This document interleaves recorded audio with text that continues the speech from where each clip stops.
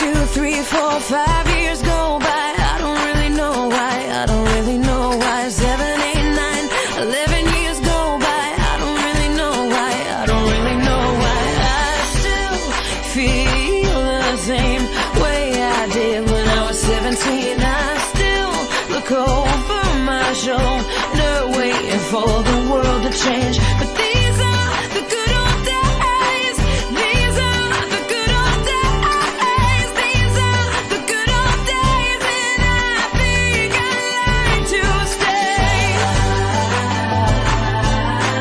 I'd like to stay.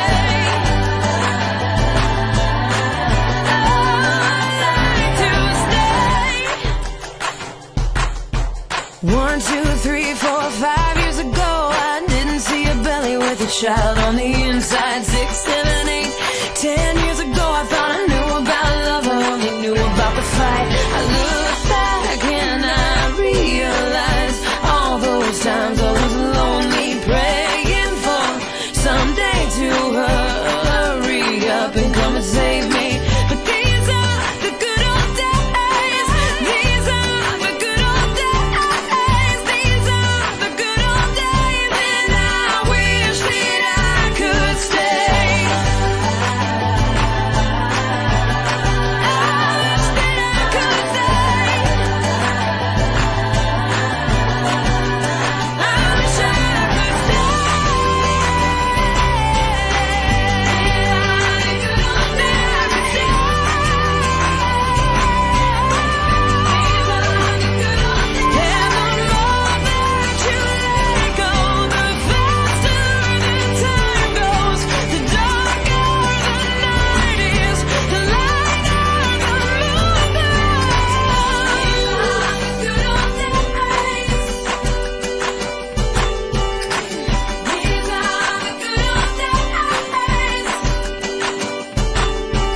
One, 2, 3, 4, 5 years from now, I hope I'm still getting down, hope I'm still around. But 6, 7, 8, 10 years ago, I had a revelation. All's well right now. It's all good right now.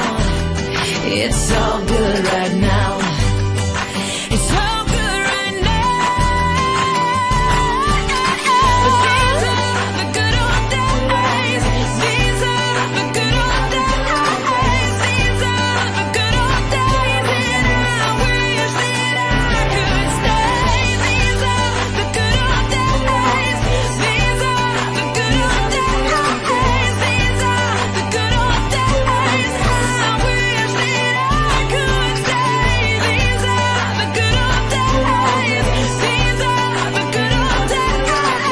These are the good old days, and I wish that I could stay. I wish that I could stay. I wish that I could stay. These are the good old days, and I wish that I could stay. These are the good old days. These are the good old days. These are the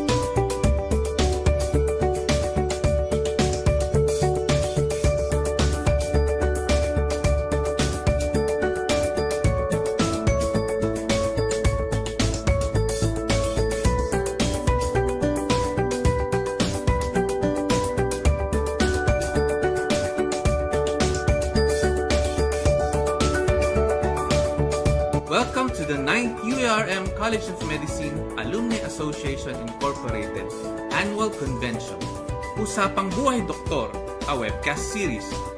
On its third week, we are featuring Medipreneurship with sessions chairperson Dr. Ronald S. Perez, an internist nephrologist and the head of the nephrology section at the Medical City and the Capital Medical Center. Today's session will focus on handling businesses and finances related to medicine and outside the medical practice. Good day, everyone. We are here for a very exciting talk on financial wellness. So our moderator is Dr. Rosalyn Marie Medina Balita.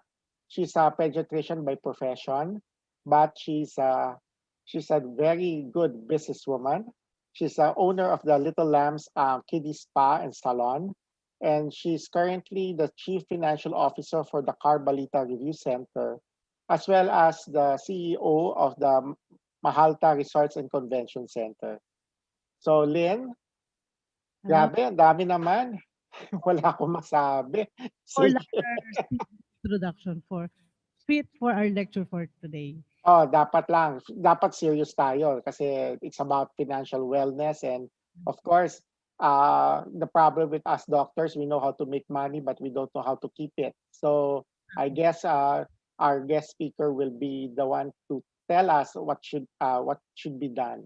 Yes. Okay? And it will really be a big help, no? Kasi when it comes to money, nagiging seryoso talaga tayo, no? And umiinit ang ulo natin, no? So, Correct. Oo, talagang nakapag-init ang ulo kung wala kang pera, di ba? So talagang ano yun.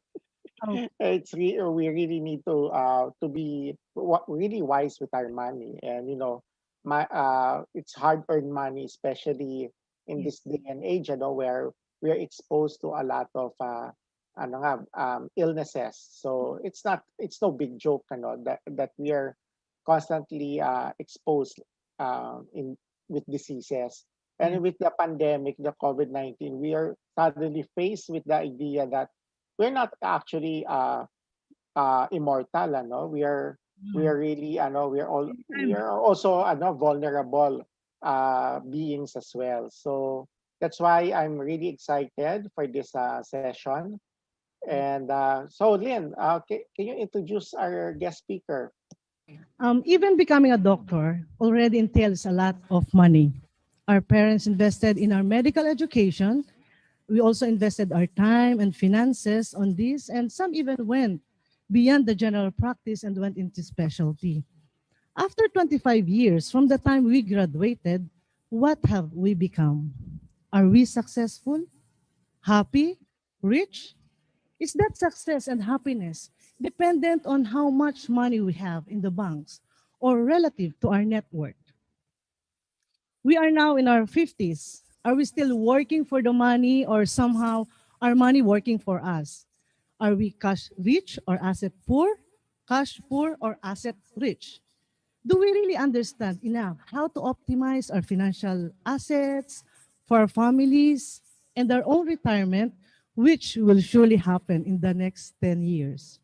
How can we assess our finances and diagnose to prescribe some interventions to improve our financial well-being and contribute to our quality of life? To answer all of these questions, let us now listen to Mr. Joe Ferreria. Joe, to family, friends, and clients, is one of the first financial planning practitioners of the Philippines, moving away from the product-centered tack used by most professionals of their day. Joe began his financial planning practice in 1990. His long years of hands-on, involved coaching of clients would become immensely a valuable foundation for Money Doctor's heuristics model for financial planning. Joe had years of experience dealing with different kinds of persons of all levels of wealth, allowing him to intuitively and scientifically profile money personalities and find working solutions for financial problems. Fondly called Doc Joe, has appeared to speak about personal finance and investing on radio and TV for ANC's On the Money, Shop Talk, The Sweet Life with Lucy, ABC5, Oplan Ascenso, CNN, UNTV's Rise and Shine. He does both public and corporate seminars to speak on the pathways to becoming permanently wealthy. An accounting graduate from the University of the East, He earned professional designation on personal finance from 3 US-based educational and certification institutions. With that, let us all welcome Mr. Joe, the Money Doctor. Hi, Doc Lynn. Hello, good afternoon, sir. Good How afternoon. are Thank you doing? very much for a wonderful introduction. Yes, I'm very pleasured to be listening to you today kasi this is one of the most, sought after topic. Talaga, Yeah. money. Everybody likes money. Okay, Not so problem. we Thank won't you, Doc Lee, be for holding the you so introduction. long. I'm giving you the floor. Yeah, salamat po. Good afternoon, everybody. Can I have my slides on the screen? Good afternoon, everybody. This is Joe, and today I will talk to you about how to become permanently wealthy. Let's define that. Everybody's interested in money, but what do you really mean when you say you want to become financially independent? That's a point in time in your life where in which the income of your investments is equal to income of your investments, not your income. The income of your investments is equal to or greater than your professional practice income. So there's a road that you can take in order to get there. So therefore, I always call this road the ways to wealth. Okay, so today, by the end of this session, I will talk about 4 things. Number 1 is I will propose to you certain habits that you need to imbibe and adapt into your life. These habits are the habits of wealthy people. The truly wealthy people in this country comprise only 5% of the total population. 95% actually do not know how to manage money to a point where in which they sometime in the future will become financially independent. Kukunti lang pala yan, no? So my interaction with these people showed us what are the more important habits that you should integrate into your life in order to get there.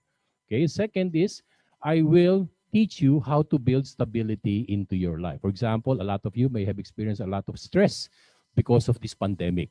No work, no pay, no clinic, no fees. So can you survive that for the next 2 years or 3 years? By building stability funds, and I will show you the method of doing that, you can actually weather any kind of pandemic storm that confronts you, not only today, but also in the future. The third would be, since you are now accumulating investment money, where do you put it? So that optimally it will grow faster, okay? Faster than simply putting it in your time deposit account. And finally, I will give you a little bit of an insight as to where the business community is heading in 2021 and what are the opportunities that you can take advantage of. Okay, so let me begin. The first thing that you need to understand and subscribe to is you need to want to become wealthy. A lot of people tell me, I want to become wealthy.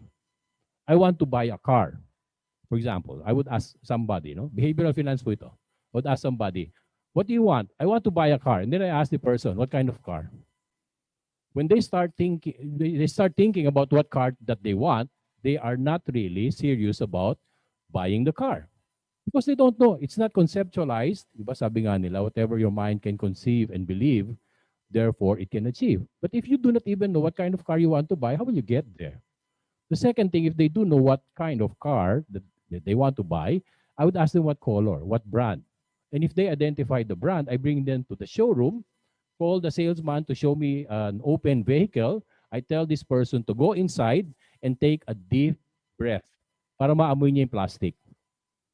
So therefore, the human mind follows what is very clear and quantifiable in what is in the mind. If you really truly want to become financially independent, therefore, it should be very clear in your mind what you really want.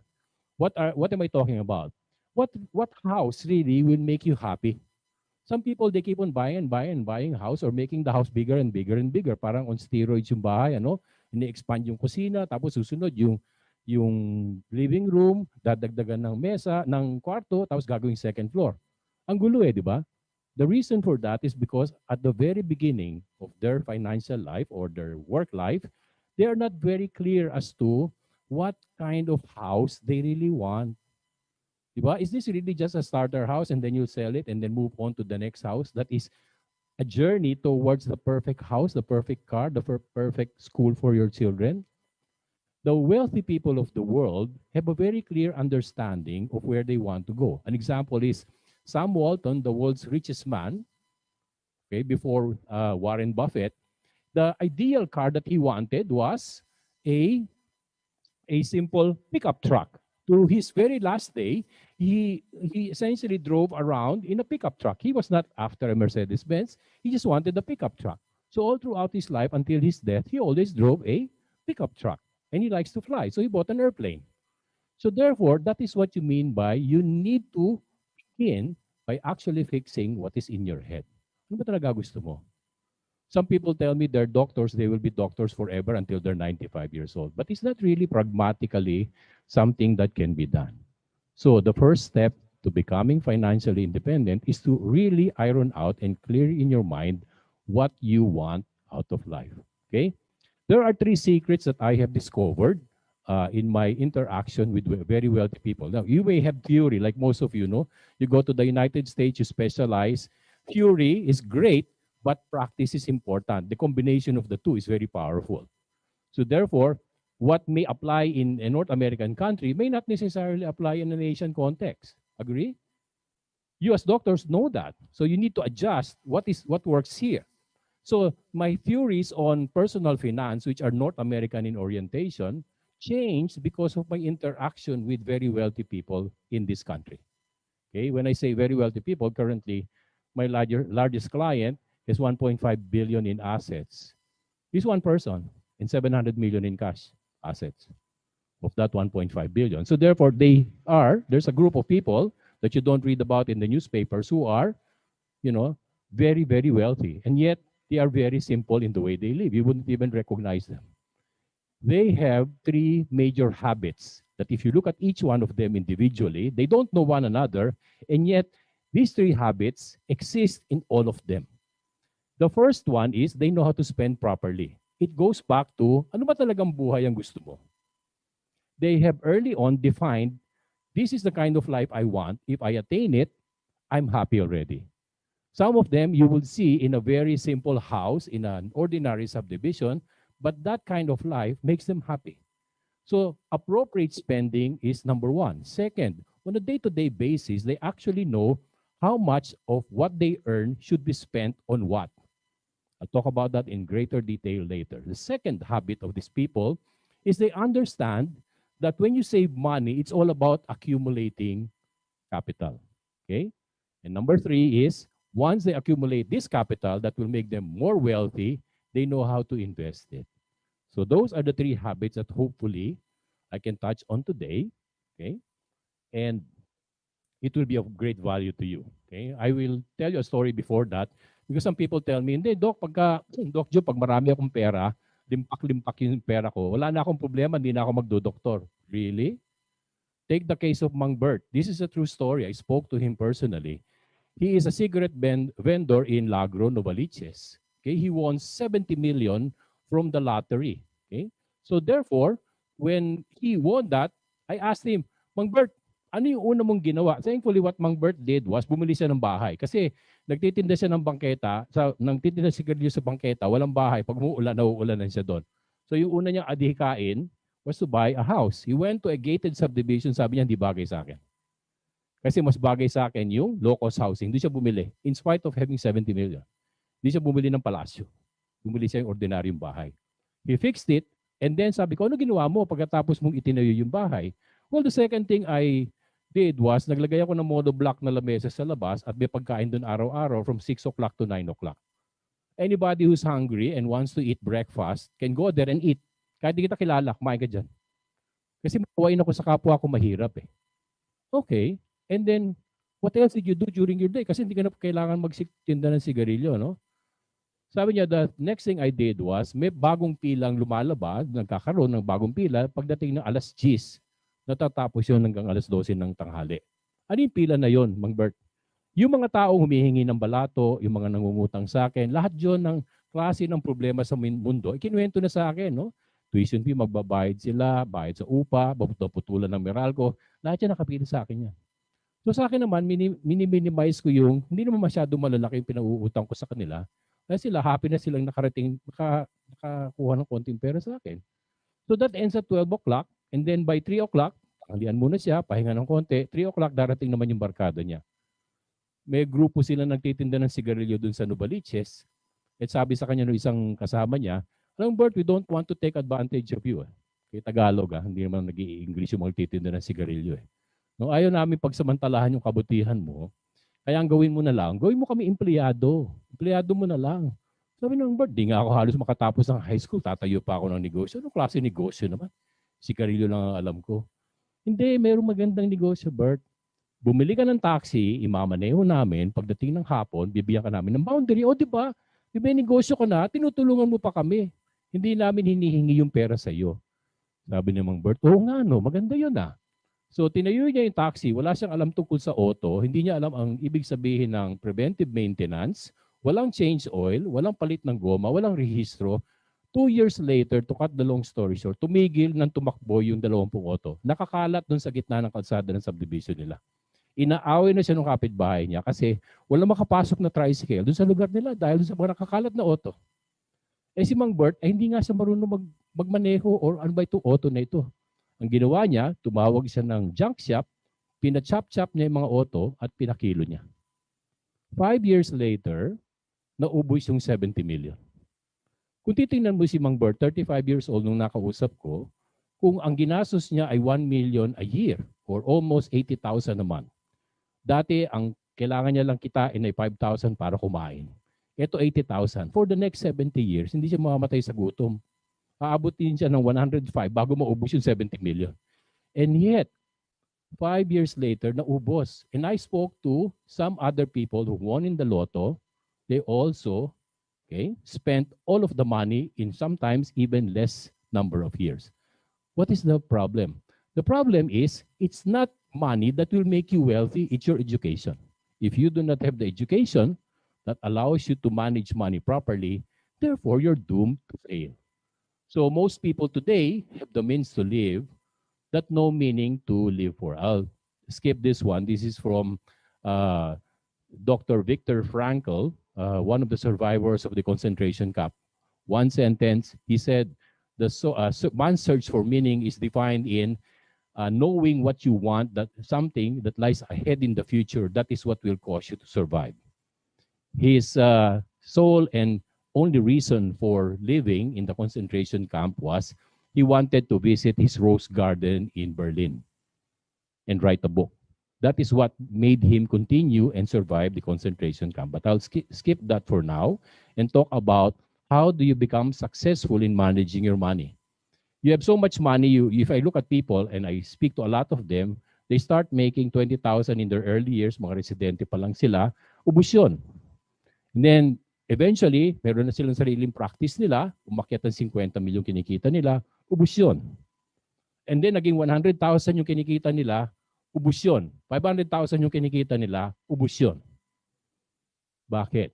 Because there are certain things that the wealthy people have done ahead of you. They will only spend 50% of their net income after taxes towards survival expenses. Yung survival, food, shelter, and clothing po yun. Yung ang tinatawag natin dyan, expenses that you don't need to decide on.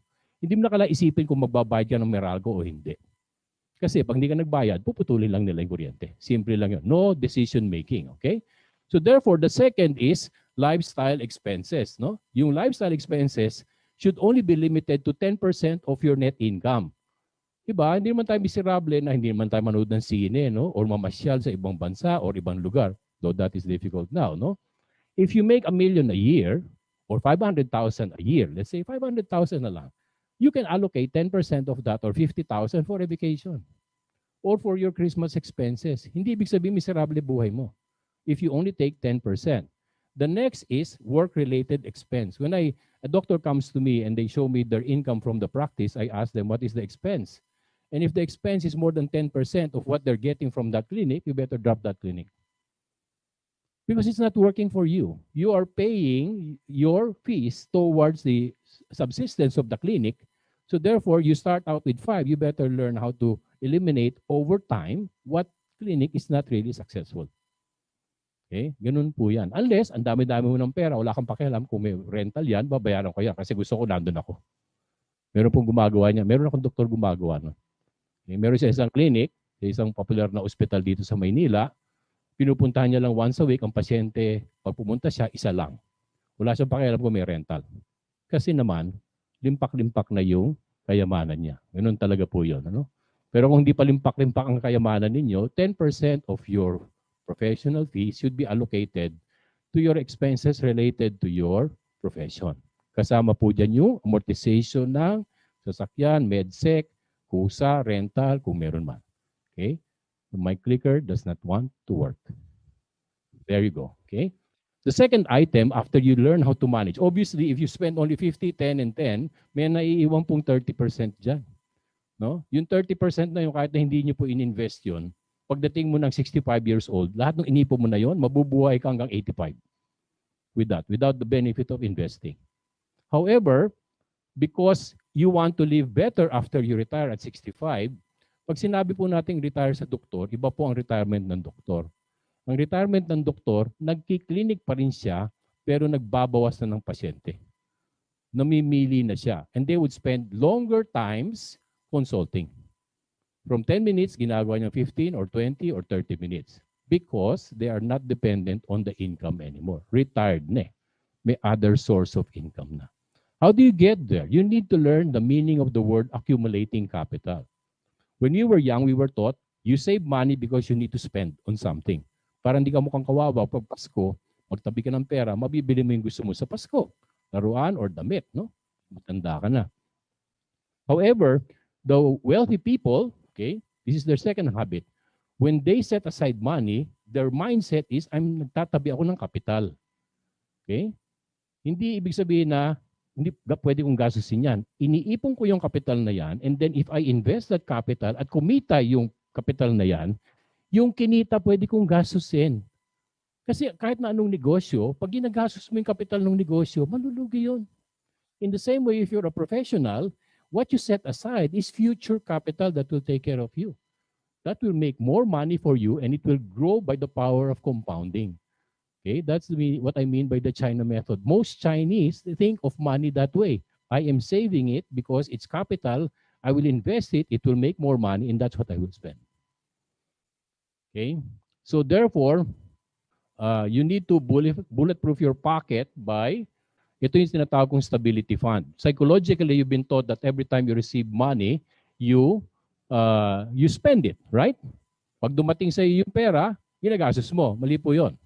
Dapat po, bago nagsimula yung buwan, okay, on the last week of the prior month, you sit down and write down, ano ba yung babayaran ko next month? It should not happen to you. You should predict it. Of course, no? Food, shelter, and clothing, nandun yan. Ililista mo lahat yan. Titignan mo magkano yan. And the most important part of this thing, this is the stability funds that you need. Yung gagasusin mo next month, ilalagay mo na yan sa umpisa ng buwan. Hindi yan binubunot mo kung saan bulsa mo. Ang mga doktor, ang daming bank account. Okay? Kung saan binubunot, dito ko kukunin yan. Doon ko kukunin yan. Hindi po dapat ganun. Dapat yon, yung pagkukuhanan mo ng panggastos mo, just isang account lang at na-predict mo na magkano yung gagastusin mo dyan. Walang unforeseen expenses. May biglang lumabas dyan na gastos, next month yan. It is not planned, so therefore you don't have a license to spend. Second, I will allow for emergencies. Okay? Yung auto mo, di mo naman alam kailan masisira yung aircon. Bigla nasira yung aircon. So what do you do now? Ang naka-budget lang dun sa disbursement account mo, isang savings account mo, yung para for the month lang, regular expenses. Ito lumabas, hindi mo akalain. You need to have another account of which the amount that is in that account is equal to your 1 month's income. If you average 100,000 a month, so therefore, you have to strive to build the stability or disbursement account. You have to build a small emergency account equal to 1 month's income. And finally, the third is for large emergencies. You put, ito yung pandemic money mo. Dati, sinasabi ko 3 months. Now, I suggest to doctors, you need to have 1 year's worth of expenses on the third account. You can put it in a money market account, talk to your banker about that, but definitely, dapat meron kang, kung doktor ka, meron kang 1 taon na naitabi para dun sa kung anuman mangyari na talagang hindi mo maiwasan at nagkagulo mundo. Okay? So therefore, this is not immediately accomplished. Okay? For some people who have all of the money, sure, we can structure your banking and the income and expense this way. But if you are just starting out, it simply means you just need to regularly set aside 30% of your income and create a money pool in all these 3 accounts. Okay? Okay, so therefore, malapit na ako matapos. No?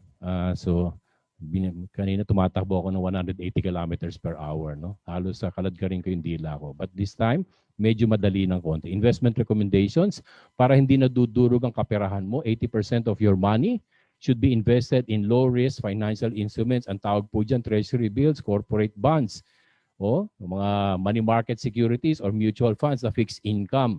Ibig sabihin po nun, susoli nila yung kapital mo at may guaranteed na interest na ibabayad sa iyo.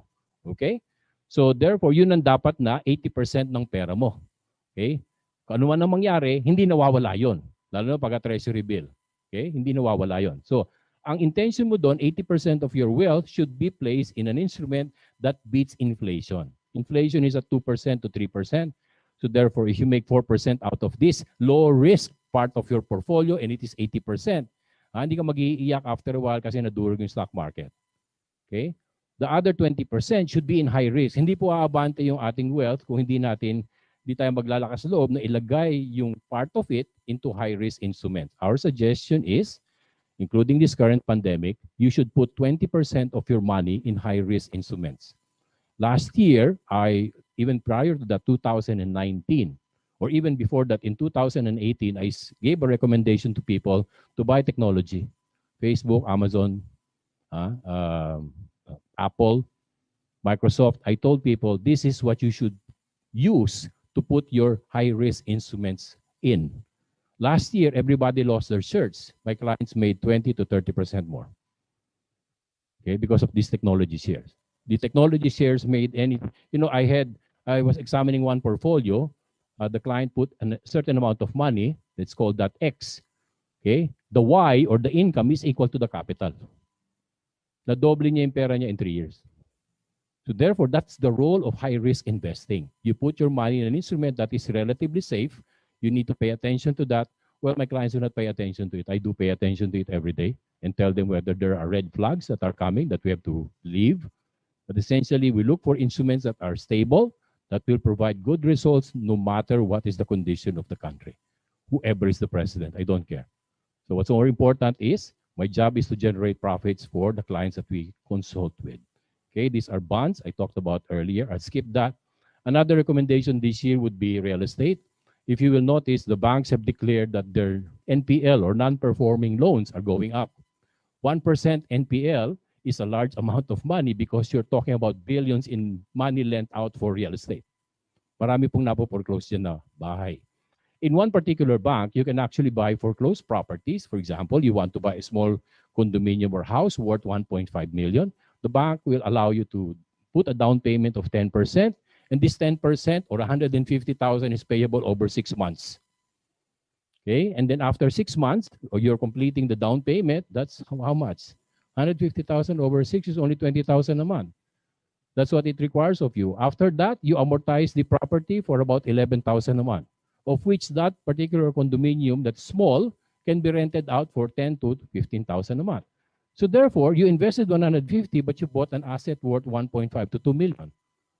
So you have to take advantage of things that are available out there in the real estate market for long term. Kasi pag nabayaran yung loan, 65 years old ka, wala nang loan yan, tuloy-tuloy yung rental income. 3 years ago, I said you have to buy a property in Pampanga, and true enough, now the subdivisions in Porac of Ayala was selling before what, 10,000 pesos per square meter. Today, it's 25,000 to 30,000 per square meter. Okay? Because the development of our country is moving towards Clark. Did you know that the highest speed internet is now in Clark, courtesy of Mr. Facebook, Mark Zuckerberg? It is already in the country. They put a submarine cable. Ang internet po wala sa hangin yan. Nasa ilalim ng dagat yan. Malalaking submarine cable. Doon dumadaan yung data. Every country is connected to one another using that submarine cable, either coming from Singapore or from Hong Kong. Yun yung hub eh. Okay? Dalawa lang po ang ating submarine cable. Yung isa ay, alam niya na yon, sa PLDT. Diba? Yung pangalawa, Eastern Telecoms. Kaya lang, pangkumpanya lang yung Eastern Telecoms, walang retail yon. Ngayon may pumasok na bagong linya na sa Clark ang baksak. Kaya yung mga tao dun sa Clark, kahit na naglalakad ka doon, libre ang internet kahit na nasa kalsada ka. 1 terabyte, 2 terabyte ang speed ng internet mo. Yun ang darating pa. Pag dumating pa yung 5G technology, hindi nyo na kailangan ng laptop computer. Lahat ay, everything will be driven on the telephone. So therefore, the direction of movement of the economy of the Republic of the Philippines is towards the Northern Corridor. Kaya nandun din yung subway. By the way, dumating na po yung pambutas ng lupa. No? It's a big machine that goes underground to create the subway. So nandun po tayo. So there are a lot of opportunities out there. It's really important for you to stabilize yourself by managing how you spend, setting aside money which becomes capital. And this capital, you need to invest properly so that it will generate more income. Therefore, when you compound it, it becomes a large amount. And someday, when you're 55 years old, you're living on interest and investments, not on your practice. You're a doctor because you want to be one, not because you have to be one, because of your financial needs. Thank you very much. And that's the end of the presentation. Doc Lynn? Thank you, Mr. Joe Ferreria. Doc Joe, you are indeed a money doctor who was able to assess, diagnose, prescribe interventions to our current financial situations. But indeed, the proof of the pudding is in the eating. The proof of learning is in change. We need to apply these lessons to bring about change in the way we manage our finances. Okay? And as doctors, we may not be oriented much into doing what we do for the money, but managing our financial resources will not only secure us and our families, it will also enable us to give more and become the blessings to others, to those who are blessed. As doctors, the compassionate spirit will always be our greatest asset to share humanity. And for our Q&A portion, I would like to invite Mr. Joe on stage. Yes, Sir Joe, thank you very much for that wonderful lecture and for guiding us and reinforcing what would be the best way to invest and what our financial goals should be. Mm-hmm. Now, there are a lot of questions here. One is, ito, magandang tanong ito, Sir Joe. At what age is it advisable for us to venture into a new business? I think, yun, kasi going to a new business takes a lot of risk, So, at what age daw is it advisable to take a high-risk business venture? It's really money dependent.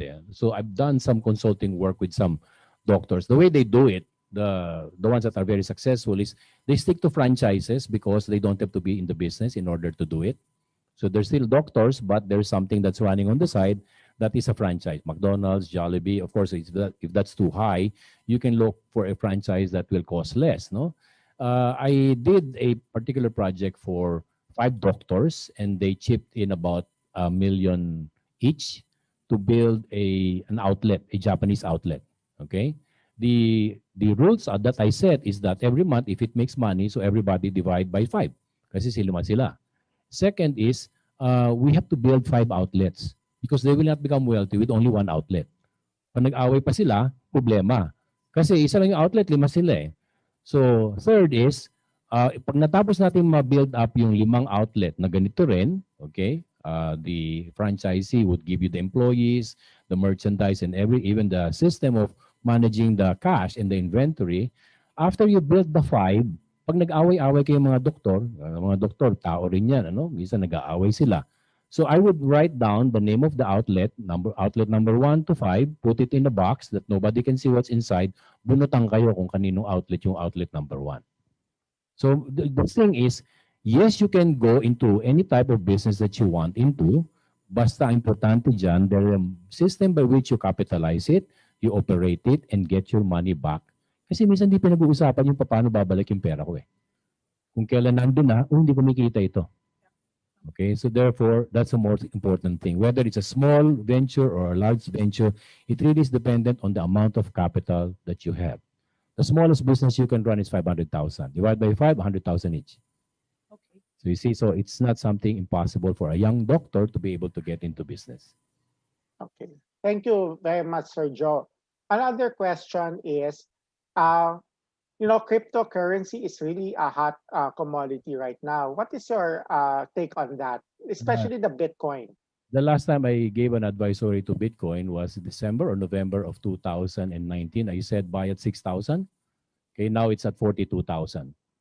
Obviously, if you put 6 million, now it's 42 million. That's just to show you how big the growth is, no, of crypto. However, crypto is a speculative product. It is, you can read up the long history of crypto, how it was invented, but essentially, it wants to replace the dollar as the mode of exchange. Imbis na maglalabas ka ng dolyar o isa-swipe yung credit card mo, cryptocurrency na ang gagamitin. It's a digital form of money. No, imposible ba yon? Hindi. Kasi nagsimula tayo, barter trade, seashells at ginto ang palitan. So, di ba? Tapos naging coin, tapos naging papel na pera, and now, credit card na yung palitan. So, it's an evolution of the mode of exchange. The key thing with crypto is, sino yung tumatanggap?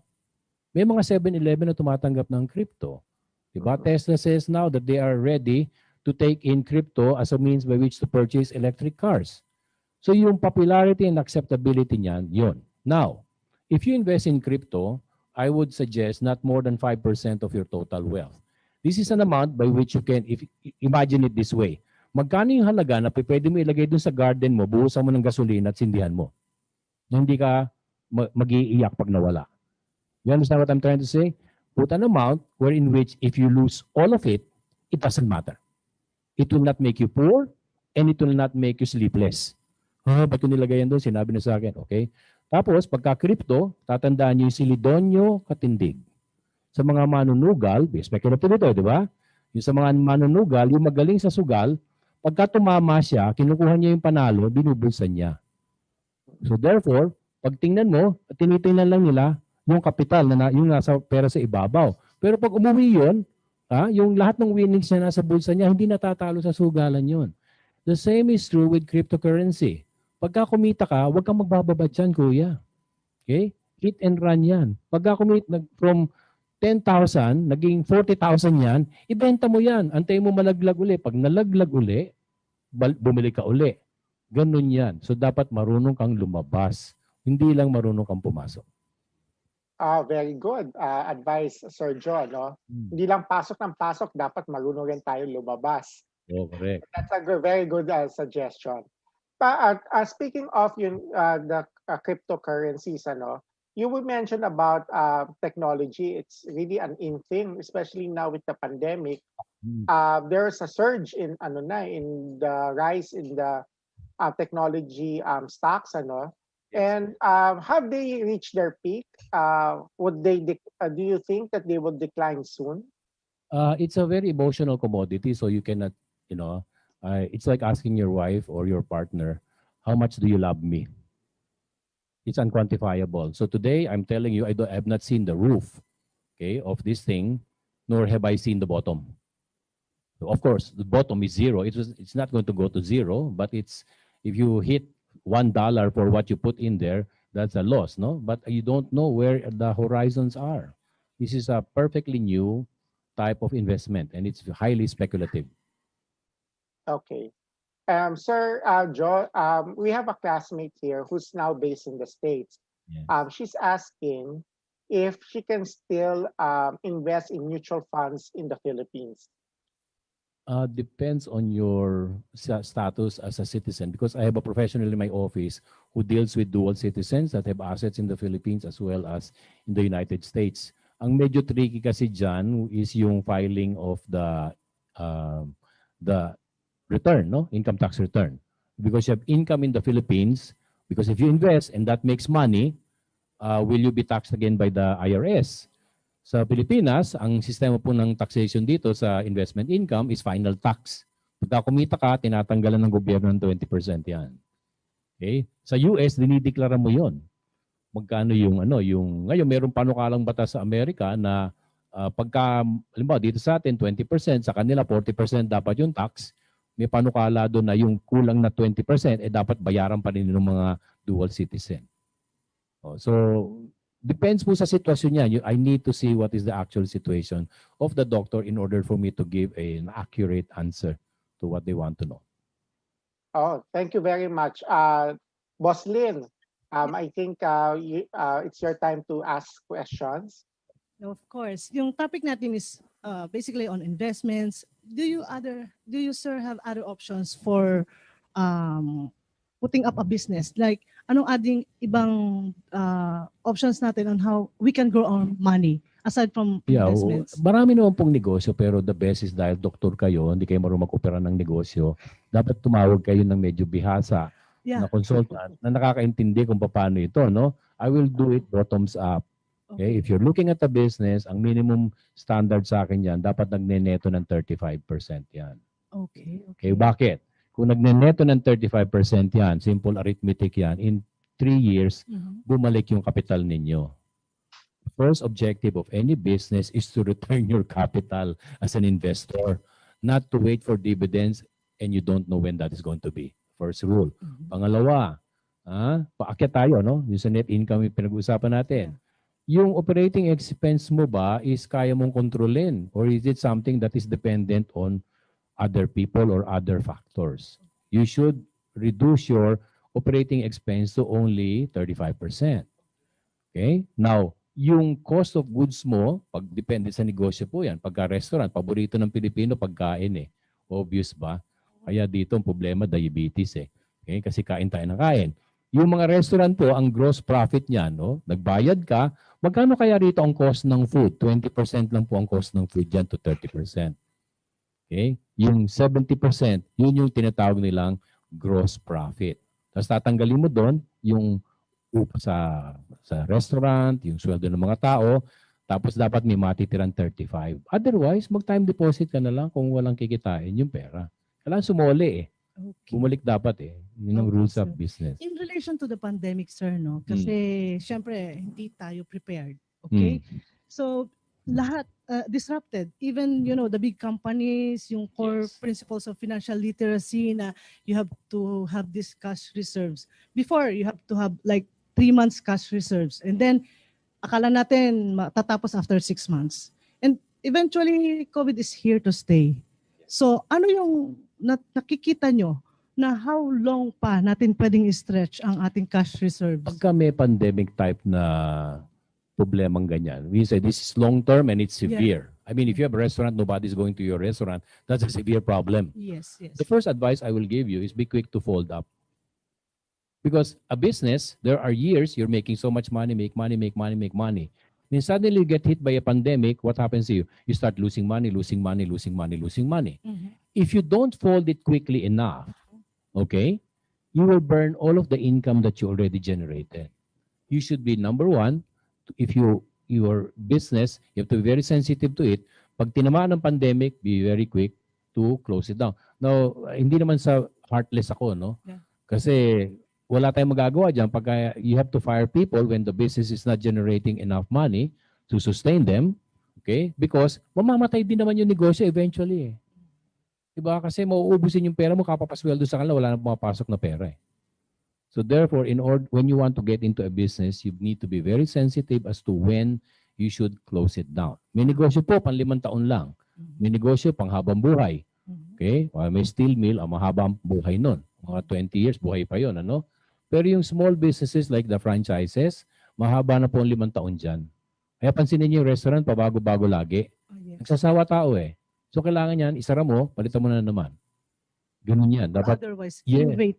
You Yeah. need to innovate. Okay? Bawal lang kumain ng nakaupo, nakatayo na lahat ng diner. Innovate or die. That's the entrep thing, innovate or die. Yeah. Yeah. Okay. But with the current assessment or outlook, how can you convince us to raise our money really on investment? Kasi afraid kami talaga. I mean, we're not that Well, I will look at, risk-taker I do not, as I said, pagkakaganito po, titingnan ko, pag wala kayong practice, walang clinic, mabubuhay ba kayo ng 2 taon? Tatabi ko yun eh. Kasi hindi ko pwedeng invest yun. For the next 2 years, okay, assuming na natin na humaba pa beyond 2022, okay, for the next 2 years, meron ba tayong pera na may tatabi natin at this point in time, kasi may pandemic, no? Na hindi natin i-invest. Remember, pag nag-invest ka sa isang bagay, paikot-ikutin mo yung pera doon eh. Hindi pa pwedeng, ay kailangan ko magbayad ng kuryente, i-reliquidate mo yung investment doon. Hindi po pwede po yung ganun. So you can only invest an amount that you know you definitely will not use. But it is something that you need to sustain your family, 1 year's worth of expenses. okay, or 2 years worth of expenses. To me, the safest is you set aside 1 year to 18 months worth of expenses. Yung 2 years medyo extreme na yun. Yes, tama yan, sir. Mm. So, parang ang inaano namin ngayon, we really have to be prepared. And Yes. there has to be a fallback para Yes. whatever happens, di ba? Yeah, ganun po yan. We cannot really rely on just plain medical practice. Yeah, kasi even your medical practice is a business. Yes, Okay, actually. so when they shut down the hospital, where will you hold clinic? Oh, yeah, Okay, hindi naman instant. The following day, may telemedicine na. okay. So you have to be conscious of that. What if everything shuts down? What are your Exactly. options? Mhm. Hard decisions yun. Mhm. Okay. Mm. So, do we still have other questions there? I think our classmate is asking the telemedicine, in terms of the telemedicine, what is your experience in terms of the income? Ano? Medyo mababa po yung income sa telemed kasi nga, it's basically driven mostly by HMO companies. Alam niyo naman po ang rate sa HMO is lower than the normal, and then you are controlled by whoever is operating the telemedicine, no? I tried to bring in telemedicine surprisingly, about 5 or 7 years ago. I was trying to bring it in. We were not able to successfully launch it. It came from the US. They already had telemedicine then. But our problem that we faced was infrastructure. Ang bagal po ng internet eh. No? 7 years ago, it's 1 Mbps. Walang mangyayari po sa 1 Mbps sa telemedicine. No? So ang tagal na nag-aantay ng pasyente, 3 araw na, hindi pa niya nakikita yung doktor dun sa screen. Pero today, telemedicine really provides the ability to see clients. Yes, yes. Okay? Mag-improve pa po yan, in fact. No? Yung mga dead time na mga doktor na busy, they can just log into a system and then if they are free, automatically they're fed into a patient. Okay? So basically, what we are in a situation now is dapat may pivoting. Okay? Yes. And be innovative, be creative. So with that, any parting words or takeaway messages Dadagdagan ko for lang ng konti po everyone? yung telemed. No? Yeah. Kasi iba-iba pong klase ang doktor, depende sa experience. Ang problema lang po natin dito sa telemed, which I think your group should advocate, is that the rates should not be the same for everybody. Okay? Let the client choose.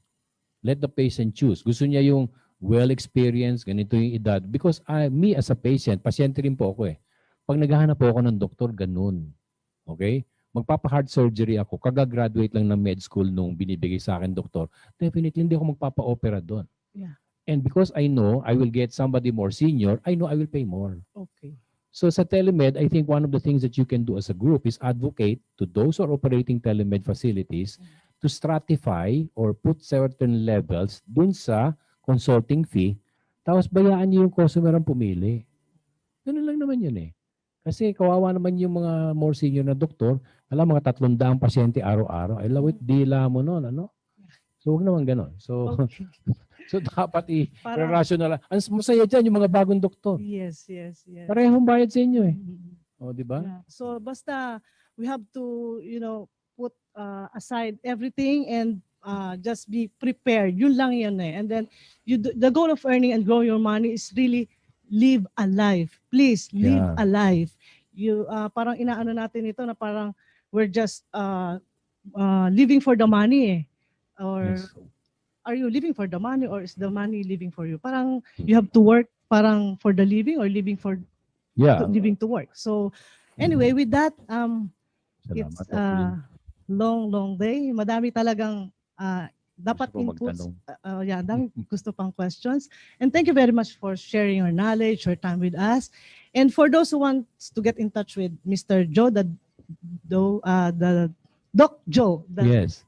doctor. You can email me at joe@moneydoctors.com.ph. Madali pong tandaan, no? Kasi wanna buy watch Joe at moneydoctors.com.ph lang. Mag-email lang po kayo. Thank you very much. Thank you very much. Salamat po.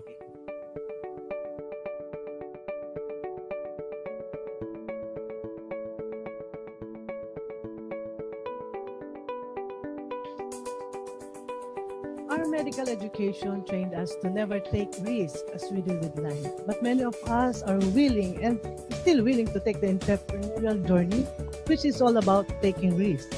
The session aims to make us see the opportunity in crisis, pursue creativity and innovation within and outside medical practice, and decide to explore the Medipreneurship.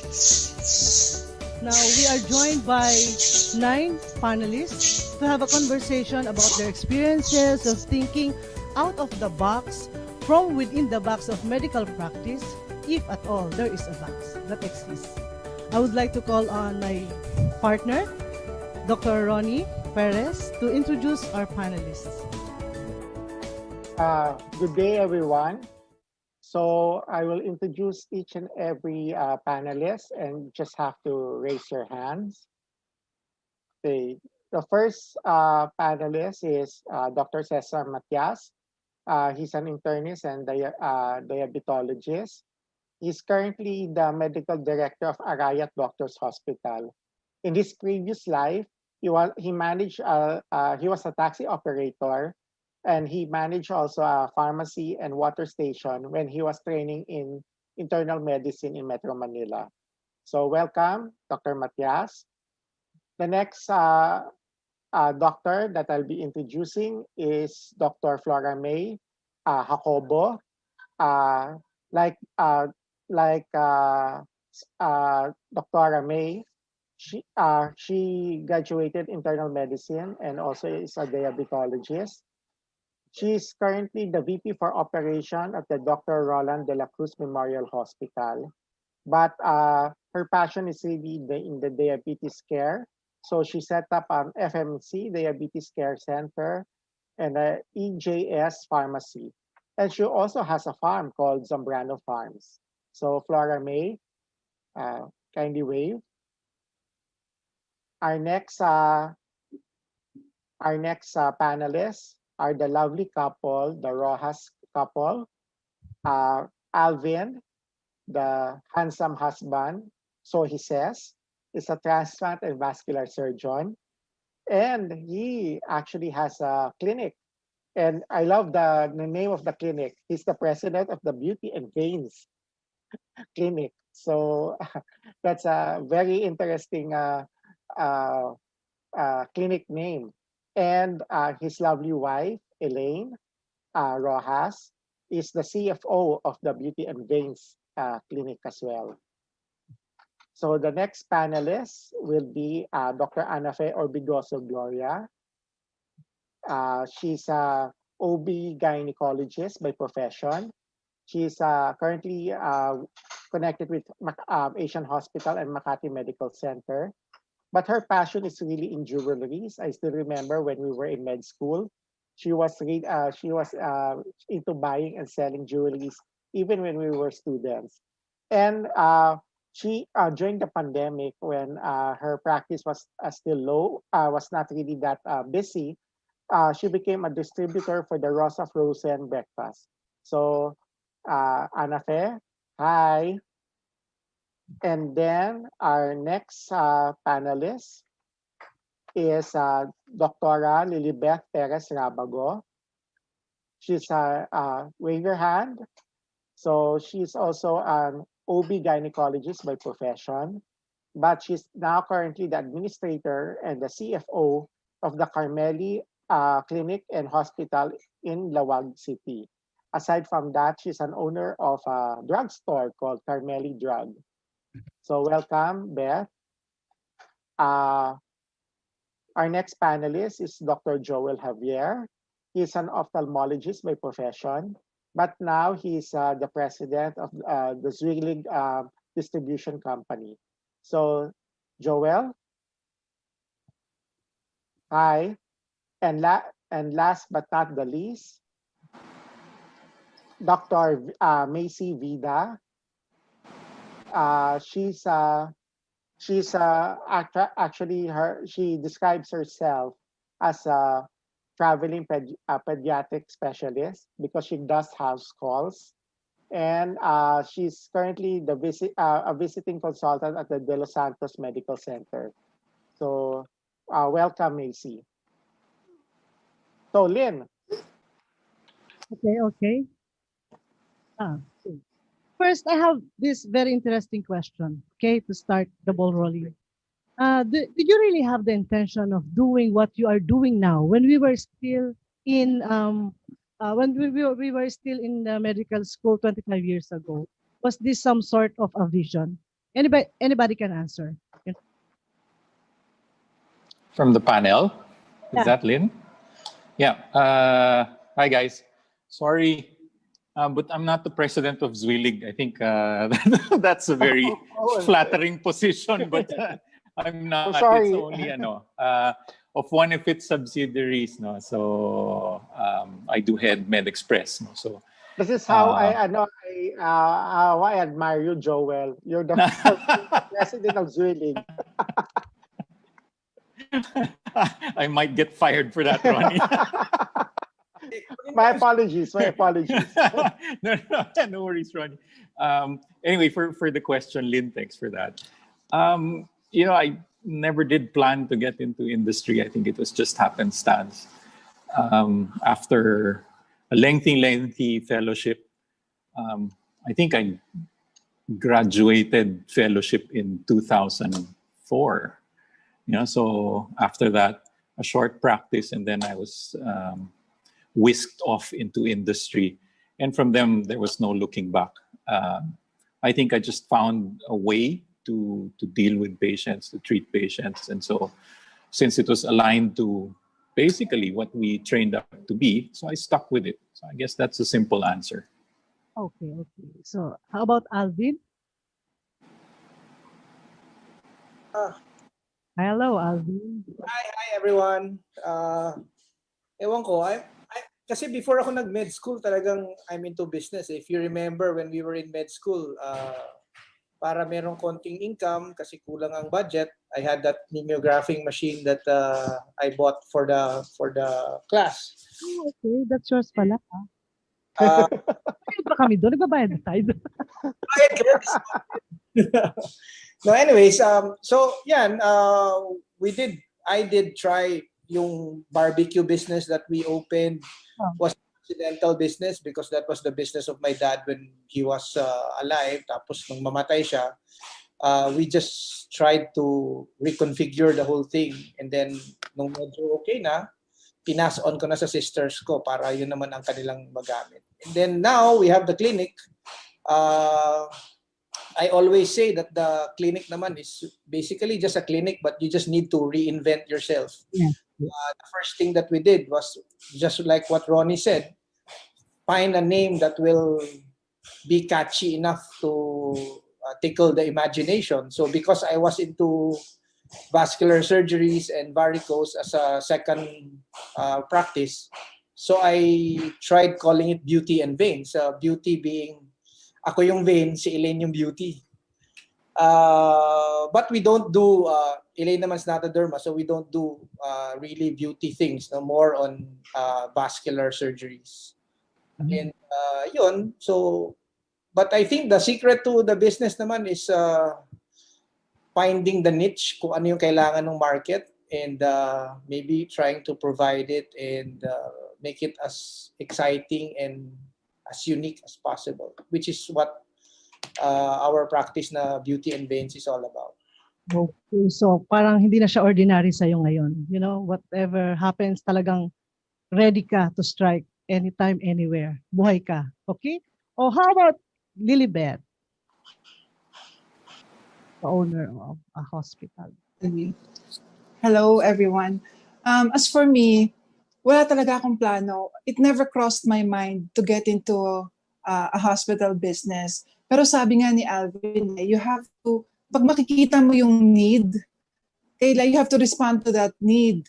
Para nun, you can serve the people better. I'm practicing very far from Manila. And when I came here after training, parang ang ibang-iba yung kultura, ibang-iba yung services. Hindi kasi ako hospital-based before. I had a freestanding clinic wherein kung gusto mong pa-laboratory, lalabas ka pa-ultrasound ka, lalabas ka pa. Sabi ko, bakit ganon? Why can I not make something na, pagpunta nila, all services in? So we started small. Oo. Yung dating house namin, ginawa kong clinic. And then we had a few beds, infirmary. Tapos napupuno siya. So from then on, ad kami ng ad. Palaki ng palaki. Okay. So you were Yun, ganun nangyari. Kaya ngayon may hospital na kami. sa Mana. So you started from, No. I am from Nueva Ecija. Meron kami inumpisang hospital doon. Pero my husband is from here, from Ilocos. So I had to find. So we started it from scratch. Kaming dalawa. Unti-unti, binid namin hanggang sa, we have a hospital now. Infirmary lang siya dati. Clinic, infirmary, just lang ng mga services. Kabuo ng hospital. Yun. Yun lang. Thank you. And next we have Cesar Matias, my seatmate. Hello. Good afternoon, batchmates. 1996, especially to Lynn, at saka kay Ejam, kay Boss Alvin, and Elaine, and Sis Floribay. Siyempre kay Ma'am Anape. Sino pa? Si Boss Ronnie. First of all, bago ko, nakapag-build kami ng, before putting up the hospital, same as Ma'am Flo and Beth, nag-practice ako ng 3 years, for 3 years sa Manila. So, yun na nga, sabi nga ni Ron, nag-put up ako ng water station at saka pharmacy. Pero that time, medyo mahirap mag-pick up ang clinic, no? Since hindi ako taga Manila. At the same time, siyempre nag-start ka, medyo mahirap. So basically, yung pharmacy at saka yung water station, nag-fail, no? So, nag-transfer ako sa province. So, yun, doon nagsimula. So, nag-clinic kami. So, kasi nung una, inisip ko, hindi kami uwi ng probinsya kasi nga, baka puro libre. So, doon ako nakatatakot, baka puro gulay na lang makukuha ko. So, basically, ganun talaga. Gulay lahat ang nakuha namin for the first few months. Pero at that time, yun na nga, nagsimula kami sa pagkiklinik, yung needs ng community, no? Nakita namin, nagkaroon na kami ng mga laboratory, x-ray. At the same time, nag-lie-in kami since my wife is an OB-GYN. So, nag-register namin yung hospital. Initially as infirmary, then nag-level 1 hospital na rin. So, medyo toxic din, no? So, yung practice as internist, sinasabay, pero as managerial, medyo, it's a process, no? So, we have to start it, siyempre, masyadong basic. Tapos, nag-adapt kami as we go along. So, basically, nag-ano kami. Siyempre, yun nga, started from scratch. Siyempre, natuto kami mangutang actually. So, dapat may courage talaga. Medyo kumakapal ang mukha natin, no? Mangungutang left and right, matuto natin ng mga post-dated checks, 30 to 60 days, kuminsan, staggered payment, yun. Talagang lahat ng mga process. Kaya nga, dapat you have to learn and earn the experiences, no? Na we have to apply as we upgrade and develop the hospital. Okay. Everything you learned naman in the process of you doing the business. That's good. Ang gandang pakinggan, no, na parang you really started from scratch and then kasama kayong mag-asawa. Buti na lang gagaling talaga mag-handle din ng finances ng mga asawa. Di ba, Elaine? Okay, next we have Cora May. Tama ba? Eileen, hello everybody. Kumusta naman? Hello? Yes. Yeah, sige, kwentuhan mo kami. Oo. Saan Yung tanong mo kanina, no, kung pinlano ba to? like 25 years ago, may plan ba talagang mag-put up, yung hospital, parang some sort of... Actually, ako sa heart ko talaga is heart at saka mind. Business-minded. Kasi yung father ko is a businessman.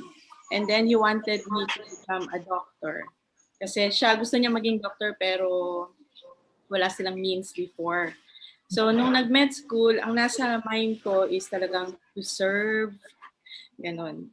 So, nung nagpa-practice na ako talaga, ang practice ko is 70% charity and 30% na private practice. So, I partnered with rural health units. They gather their diabetic patients, tapos nagpukonsulta sila sa akin. And then naramdaman ko yung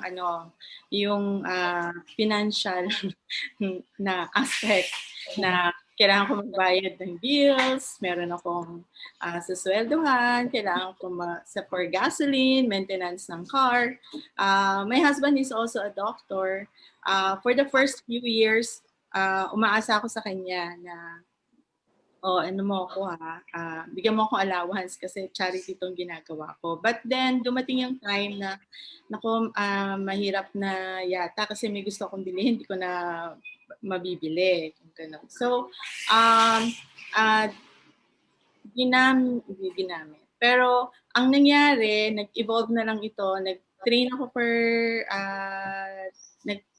ako further sa diabetes and ako mahilig kasi akong nakipagkwentuhan sa patient eh. So yung counseling na aspect ng management ng diabetes, nagamit yon, ginawa ko siyang pinackage ko siya.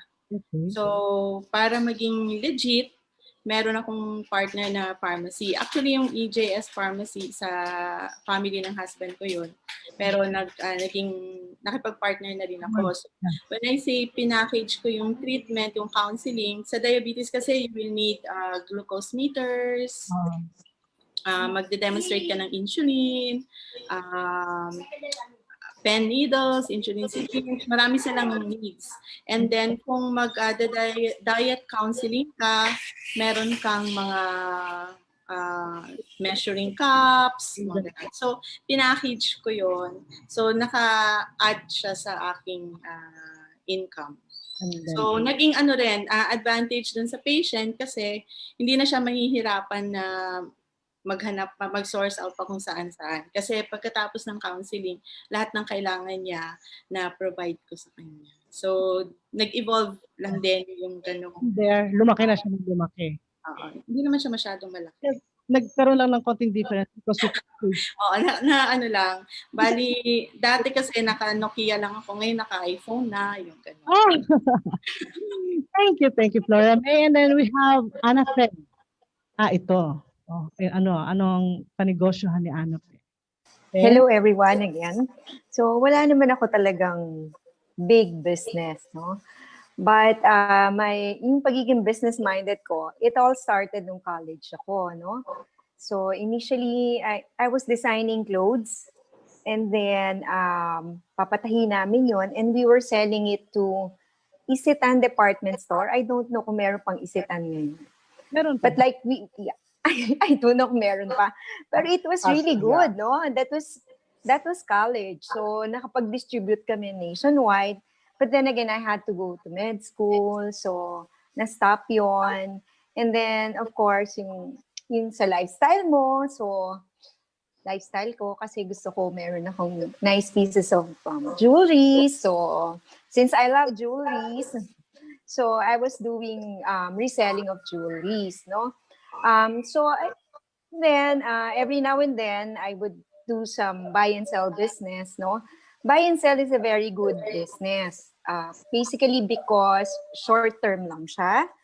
And then you get your income right away as well. But, your sources really have to be authentic and reliable. And the problem with it is you need time, no? You need time to sell it. So it basically takes away so much of my time. So nawala yon during the time na I was really practicing already. But then the pandemic hit us. So I have to, since parang during the pandemic, ang practice natin has decreased to like 20% of the usual practice. So I thought of doing something. Siyempre, di ba, hindi tayo natatahimik eh. So I ventured into distributing frozen breakfast from Rosa. Rosa Frozen Breakfast kasi is from our province. So, I also know the owner. So, maganda siya. Maganda talaga yung returns. Umaabot ng 20 to 30% ang income mo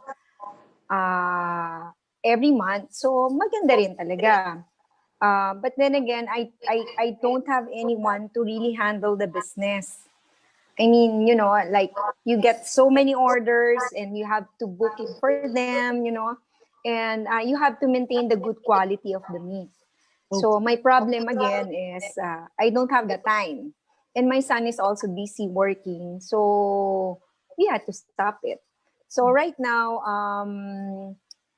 aside from my practice, meron lang maliliit na mga businesses. That's good. That's good. Anyway, nakita ko sa food community yung sa delivery. So, umano naman siya during the pandemic, ha? Yes, definitely. So, how about Macy? Anong pinagkakaabalahan ni Macy? Hello? Oh, yeah, hello. The buy and sell of some stuff, like before, diba, the mask, whatever we need, I try to source it out. And then now I'm into activewear. Okay. Sa mga tights, pang exercise, pang workout, ganyan. Yeah. Kasi if I purchase like sa abroad, so I would gather orders from other people para sabay-sabay na, ganyan. Like that. And lang. We have Ron. Short kasi kakaiba din yung Ronnie, medyo relate earlier, no? But an overview lang. Anong pinagkakaabalan ni Ronnie? Saan niya nilalagay ang limpak-limpak na dollar niya? Pengi naman, Ronnie. Naman limpak-limpak. Tulungan Sobra kita. naman kayo. Sige, konti lang. Yeah, kasi when early on in my practice, kasi I attended this workshop organized by the Asian Institute of Management. And I went there thinking that the title was entrepreneurship. So I was thinking, at that time kasi I was feeling that yung medical practice, although it was giving me some money, pero I don't think it was sustaining me talaga with the financial goals that I was setting, And then during that time, after the one whole day of the seminar, the main point that they wanted to drive at is being a doctor, having a clinic is in itself, you are an entrepreneur. So you just have to make good of your brand, make good of your clinical practice, and money will come. But and then I was dabbling into, I was reading on how financial wellness long before, so I would read on it, and then slowly I would invest in what we have in the Philippines, which is usually VUL with / insurance. But through the years, you give a lot of principal to the VUL, but the promised maximum returns was not good enough. Then I discovered that there was such a thing as an offshore investment. That was way back in 2009. So I initially invested in Royal London 360. At that time, I did what was familiar with me, which is the VUL type, which is really you invest, pero there's an insurance component to that, And then right now, when I finished it, although I earned some money, pero it was not as maximum. And then I was able to get into what they call the regular savings, So, and what was so different from the RL360 that I was used to back then in 2009, it was by money transfer. So medyo toxic siya, You have to go to the bank, you have to put in dollars, and then you have to pay the transfer fee, etc. And of course, the time element that you have to go to the bank, it's lost time for your income, Right. And then, That's it. yeah, Kamusta ang return? In short, the kamusta? returns was not that max. That was not that what I expected. Meaning, tama lang. It's not. I didn't really lose, but I didn't really gain so much because this is what I also realized in offshore investment. You have to have a very good financial advisor who would look at your funds 24/7. So that's the essence. But I was able to get a very good financial advisor, and he told me na to try again the offshore investment. So little by little, I have 4 offshore investments that I distributed and then despite the pandemic, I was able to earn 30% on average return of investment despite the pandemic, as compared to that of my investments in the Philippines, where my investments took a nosedive. So the lesson there was that you have to get a good financial advisor, and you have to look at investing in the global setting, because there's more benefit in doing investment globally. So kasi nga there are more opportunities, especially in the US stock market. Okay, sige. With that, napapansin nyo, iisa yung pinagmumulan ng intention. It's not really the intention. No? Lahat kayo, during our med student years, meron na talagang passion and parang you know how to do everything kahit saang resources ang kuhanin nyo. Diba? Parang like yun, kina Alvin, hindi ko alam na ngayon sa kanya pala yung mimeographing machine na winawalang hiya yata dati, or kung nabayaran ba yun. Anyway, happy ako because, ang isang characteristic, if entrepreneurship is about creating opportunities like you did and using creativity and innovation to take that calculated risk, can you consider yourself as an entrepreneur? And then if yes, what is your most entrepreneurial characteristics? Just one word. Anybody can answer, not necessarily all. Ano yung talagang kahit anong mangyari, mamatay itong negosyo to, that won't stop you on being an entrepreneur or putting up a business in whatever form it is. Anong meron sa iyo? What's that entrepreneurial characteristic? Sige. Risk-taker. Ha? Risk-taker. Come again? Risk-taker. What else? Yan talaga. We have to take this. Adventurous. Okay.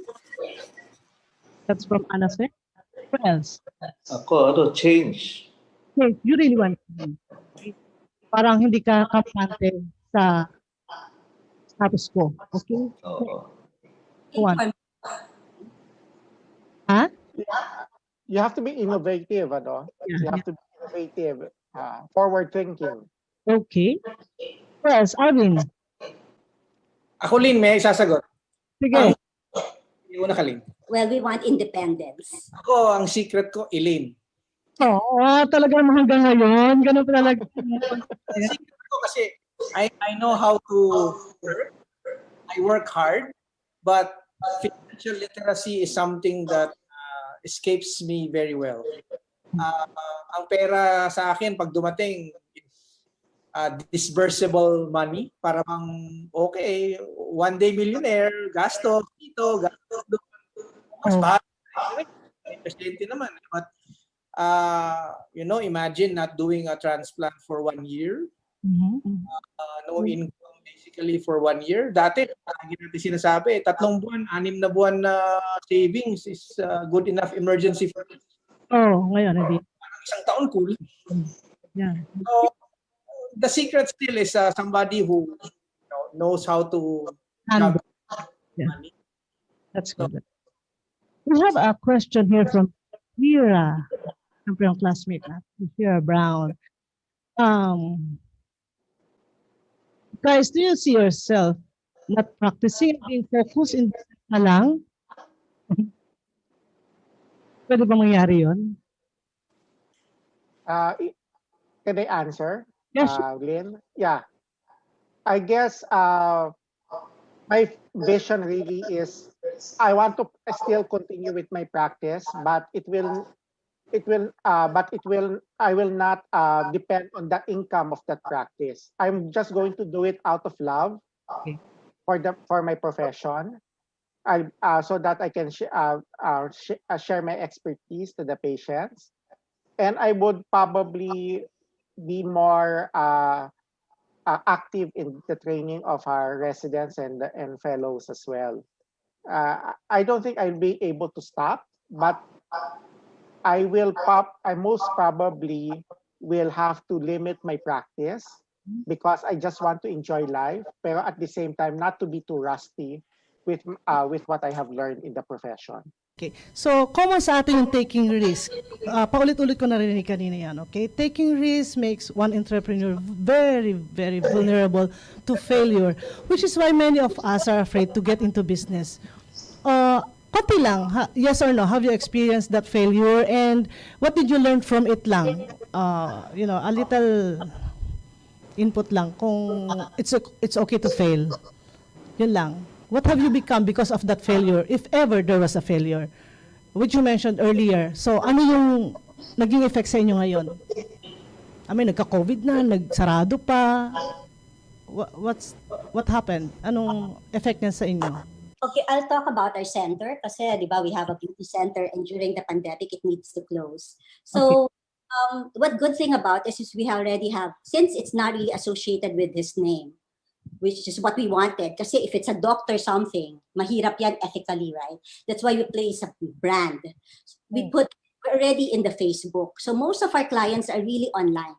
So itong pagpunta nitong pagpasok nitong pandemic, basically on our end, except for that we have to close it manually because of the lockdown, the patients are really consulting or asking for appointments online. So it wasn't really difficult for us to pivot and be more reachable at that time during the pandemic. Kasi after that, when we opened, we were shocked that clients are coming in because they say beauty, since we do varicose veins, beauty maintained even during lockdown.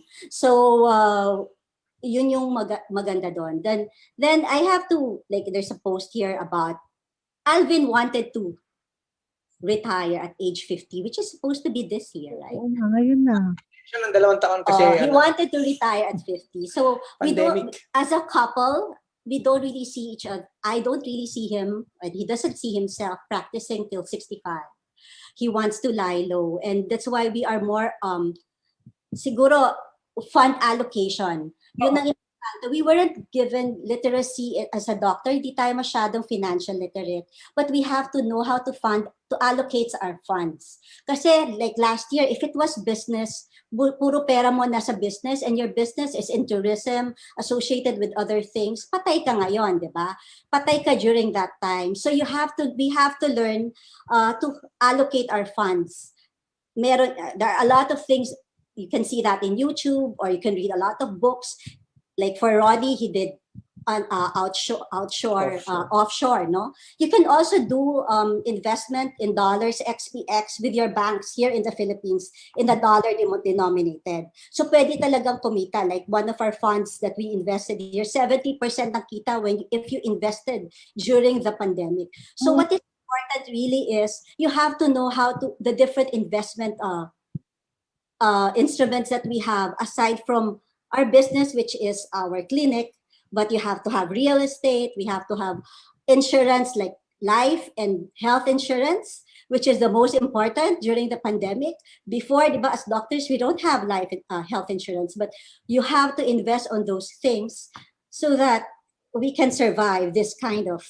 Kita mo na, Lynn, kung ano yung asset? Naku, magkakasundo kami niyan ni Elaine. The most important thing, you will never know what will happen next. Talaga insurance, kasi may variable naman yan. I mean, you have living benefits. And that's one investment that I made during this time. I did not believe, I do not believe in insurance. Feeling ko kasi, tago na lang natin sa bangko yung pera, save it na lang. Anyway, libre naman tayo sa doktor and everything. But nung nag-pandemic, feeling ko, there's this AXA insurance na... Oh, AXA rin ako. Nagulat ka ba na ang laki ng na-withdraw niya, no? Ako, hindi pa lang mapapos talaga. That's nagkasakit ka, aside from mawawala na yung source of income, madideplete pa yung family mo of its savings, baka you'd end up with nothing at all, di ba? So, I think one of the biggest investment that we have to put in is in our health. Kaya nga, I've always said this and I still want to say it na at 50, I want to stop. Si Ronnie will never stop, I know. Kami kasi, pagod na akong magdasal na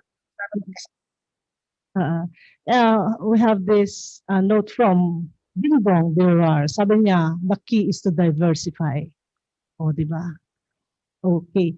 Given this current pandemic and we have this golden opportunity for healthcare services or ventures, ang daming kailangan abroad, and then in demand talaga tayo niyan. What do you advise doctors should take as actions to benefit from this situation? Kasi yung iba talagang nag-stop na ng private practice, alam mo yon, parang na-depress na. So, yung konting lang, parang advice lang sa kanila. Kasi in demand tayo ngayon. Anywhere we go. Okay. I'll go. Siguro I think the advice that, hindi naman because I'm an expert in it, but I think life has to go on. The pandemic should not stop us from taking risks, should not stop us from earning our share of the pie. It should not stop us from our entrepreneurial spirit, wherein we can maybe think of something new. Kasi with this pandemic, I think a lot of people were able to create something out of the pandemic na instead na sad-sad na tayo, minsan mas nagiging okay pa for us. The pandemic would, broaden our horizon. Baka mas nakita pa natin na pwede pala tayong kumita, pwede tayong magtrabaho while we are at home. Nag-garden tayo, pero kumikita pa rin tayo. But of course, I'm not saying that's basically what we're doing. But of course, we're praying na sana maging ganon. Kasi we're not getting any younger, no? We're 50 years old. We should be... Yung session na to, the title is Medipreneurship in the Better Normal. So we want to get inspirations from you na despite what happened last year, iba pa rin yung merong kambala alam mo yung tibay ng loob, and then you're still positive, di ba? So any other points? Meron pa ba kayong something? Share ko lang. Kung ito sa time ng pandemic, ang nagbago lang naman is yung environment natin. So yung principle natin sa life, pareho pa rin. Yung passion mo, pareho pa rin. Yung goals mo, ganun pa rin. So yung environment lang yung nag-change. Okay. Yung naging pabor lang din sa amin for us, yung aming farm produce ay mas tumaas yung value. So naging advantage sa amin yung pandemic. Like mas dati hindi masyadong kumbaga yung sa fruits ganito lang yung price. Pero ngayon bina-value ng tao yung mataas yung demand for the fruits. So medyo napapansin yung maganda kasi we have to go back to the basics, like kung may mga asyenda kayo dyan, mga minana, you have to tap it. I mean, just convert it into vegetable something. And yan ang in demand ngayon, instead of you being plantitos and plantitas. Okay? So, aside from the investment, sabi ko nga, there are other options on how you can grow your money. We have this franchising, investments, yung mga farmlands nyo. Madaming, if you're skilled in baking, madami, di ba? Daming first na. And anyway, so ang sa akin, parang ang nangyayari sa atin ngayon, it's a good thing na may nakakausap tayo. Nangyari ba sa inyo before na parang kinumusta nyo yung iba nyong mga kaklase? Na, how are you doing? Kamusta yung practice nyo? And yet na-inspire pa rin kayo to move on. And then, like yung sa akin, pediatric spa salon clinic in BGC, I had to close it. Kasi wala namang papasok na bata. But I didn't worry kasi meron naman kaming other fallback. We have the resort, para kahit pa paano, pag nadidepress ka, you go there, and it's still earning. Tourism is, nabubuhay na siya. Okay? So with this, I am very thankful for all of you. And napagbigyan nyo ako na magkaroon ng ganitong talk sa and words of encouragement, inspirations, lakas ng loob. Okay? By the way, for my takeaway message lang, I got this from my daughter, yung eldest. If you think this is the new normal, think again because we are just probably late for the party. Kasi tayo, matatanda tayo. Sila ahead sila. So, biglang na tayo. Nakuha nyo ba? Parang you ask your kids, alam nila, naintindihan nila na bigla lang tayong na-shift into parang techie world. Lahat kailangan online and computers. And all the business dealings, sino mag-iisip na even your telemedicine, imagine magpapakonsulta ka to computer, di ba? Okay? So with that, do you have any, parting words, Ronnie? Ikaw na magtawag ulit, roll call sa kanila. Well, Joel Javier was raising his hand. Yeah, so, raising my hand. So thanks very much, Lynn. Thanks, Ronnie. Lynn, congratulations, great platform. Not to be lengthy, just to offer, siguro, what you said last was very, very nice, and it resonated with me. A lot of us might feel like we have a lot of questions on how to deal with all these things, lalo na in the business environment. It's very heartening to see there are quite a few of us in Batch 96 who are, who have expertise outside of the medical field. So I'd like to also offer our services to the rest of the batch. So it's hard to be alone, especially during these times. So I guess sticking together would be a good idea. I'll be willing to attend such meetings just to trade whatever information you have or ask questions about doing business and the like. There are a few of us like myself who have been in industry and running businesses since after med school. So like myself, it's been multinational after multinational. So there's a lot of learnings there, and I'm okay to share whatever little I know to anyone and everyone from Batch 96, of course. So great seeing you all. Okay. Hello, Cesar?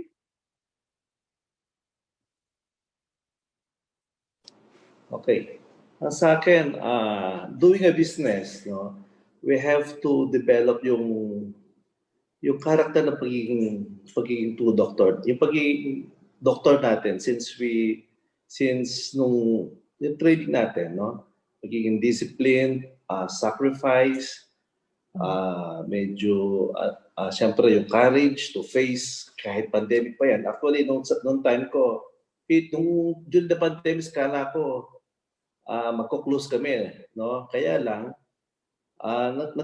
umanap kami ng ibang mga opportunities like develop yung mga diagnostics for testing the COVID. So, medyo mababang admission nun, pero gumawa kami ng mga alternatives.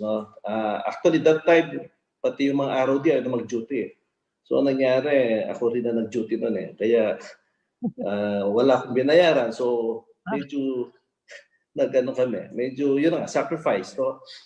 So, ang sa akin, doing business in spite of anything, basta yung character ng for being a doctor. So, think ko magiging successful tayo lahat. And the passion. Yeah, passion in doing it. Next po, sino pang gusto mag-share? Parting words. Thank you for this opportunity, for inviting us. siguro what I would like to tell people is that we should live with the moment.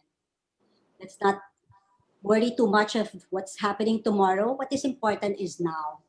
So with the things happening around us, what you have, be grateful for what you have.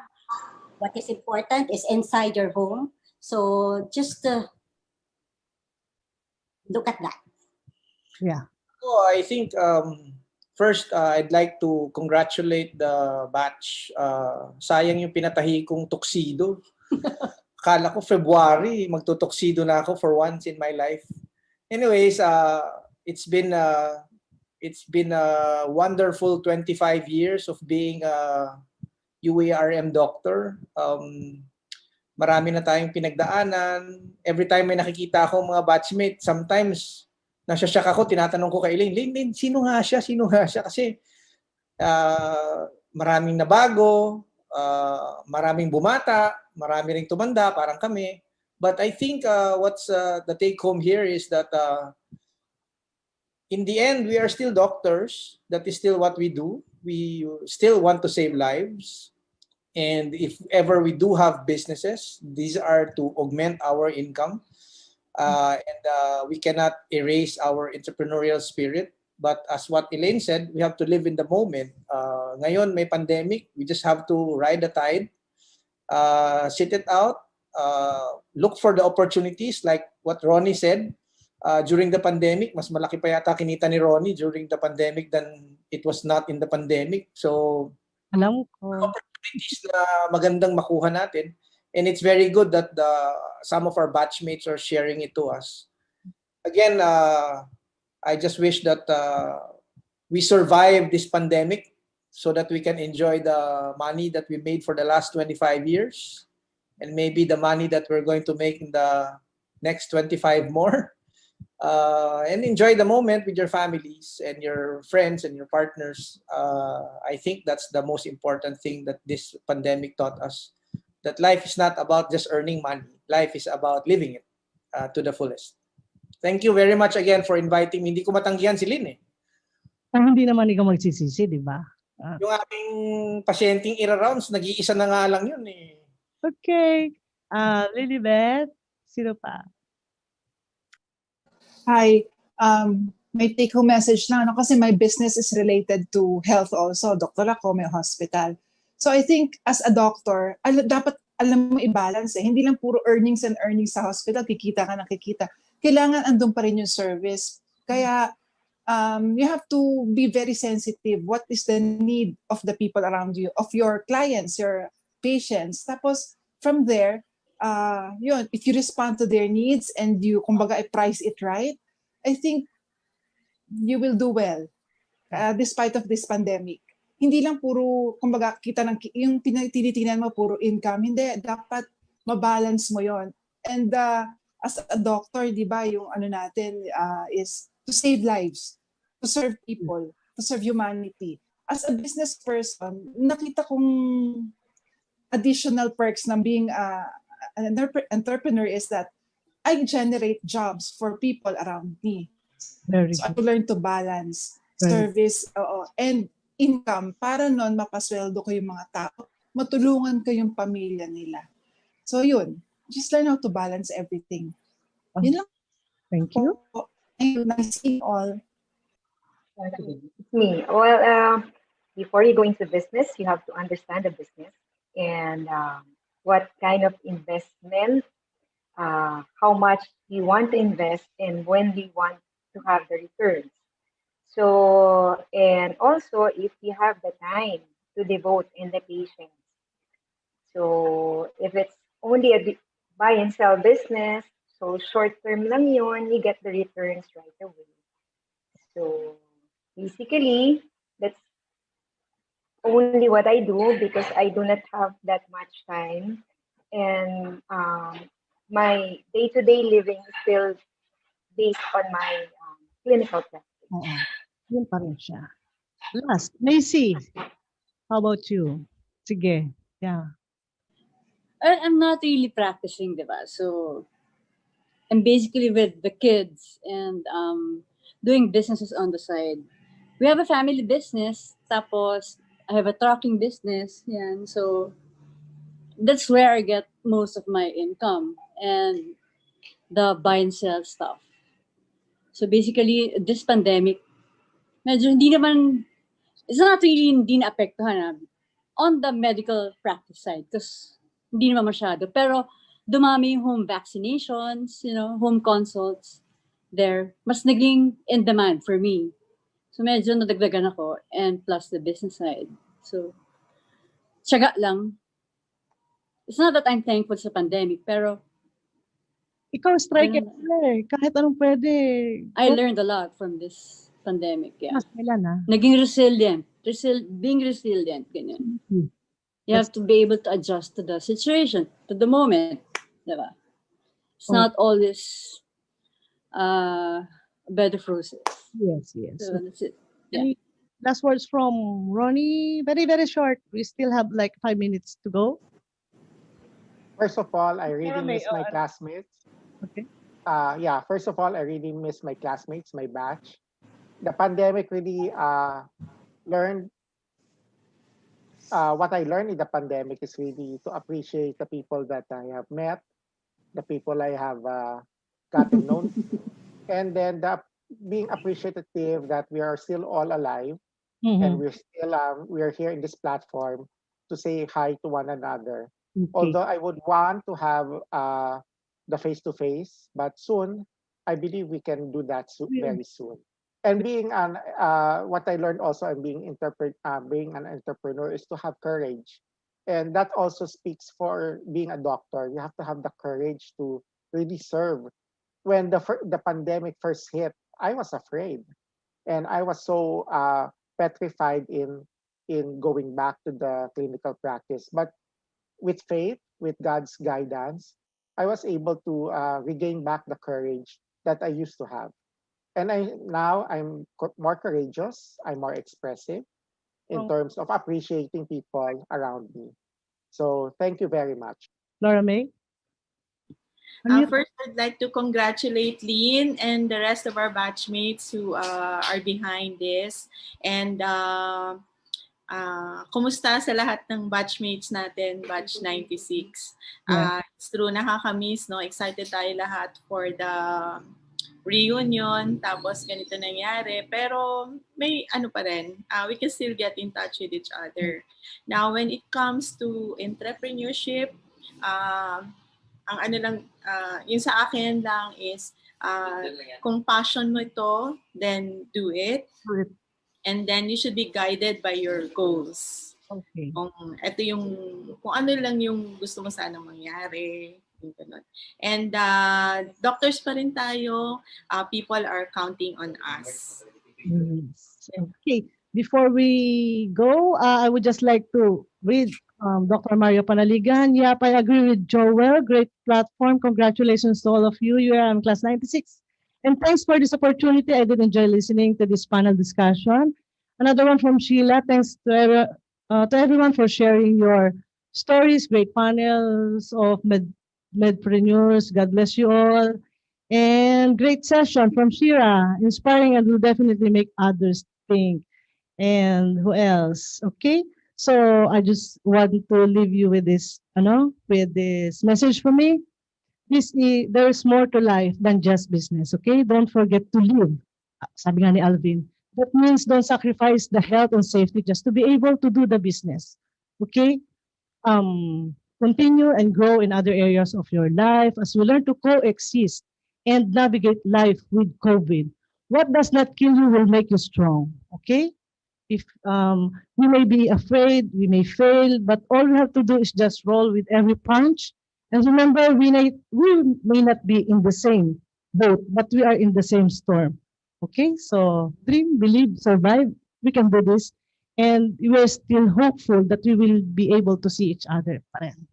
Okay, thank you very much. And hope to be in touch with you anytime. Hug, virtual hug.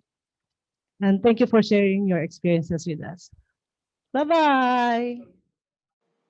In the first webinar episode, Mr. Joe Ferreira taught us the value of saving in order for us to achieve financial security. He taught us different ways on how to invest wisely. And he also taught us when to leave our businesses in order for us to cut our losses. And in the second webinar series, our classmates, through their example, taught us how they became entrepreneurs. They went into buy and sell. They went into selling medical supplies. They went into coming up with healthcare facilities in the form of multi-specialty or one-stop clinics, or coming up with secondary or tertiary medical hospitals. And lastly, we can be entrepreneurs in our own right by just being practicing physicians. Since we run our own clinics, we have a secretary, we have our own cash flow through our consultancy. But in order for us to sustain our income, we have to know when to invest. And we have to know the different instruments in order for us to gain the maximum benefit of our hard-earned money. And it could be in the form of buying real estate, or it can be in the form of pursuing offshore investments. Whatever businesses you would like to pursue, always remember to pursue your passion, because that is where your treasure is. Thank you to our virtual host provider, the Dr. Carl Balita Review Center's Virtual Interactions, Conferences and Events, or CVRC, Vice, led by Creative Director Jeric David and Technical Director Orlando Alvarez, CFE. Thank you for staying on with our webinar series, and we hope to see you in the next episode. Thank you. This has been another week of interactive discussion on related medical practices. Tune in again next week, March 10 at 6 p.m. for the episode Medical Education and Training Under the New Normal, the 23rd Dr. Pudenciano Bacay Jr. Memorial Lecture to be chaired by Dr. Jennifer Regina Mejia Muin. Make Usapang9uhay Doktor, a webcast series, your 6 o'clock habit. Thank you to our virtual host provider, Dr. Carl Balita Review Center's Virtual Interactions, Conferences and Events, or CBRC Vice. For streaming assistance and events needs, virtual or otherwise, contact CBRC Vice at 0935-479-2268 or send them an email at cbrcvicemktg@gmail.com. Thank you for your unceasing support to the series. Send us a comment or feedback regarding our sessions. See you again next week.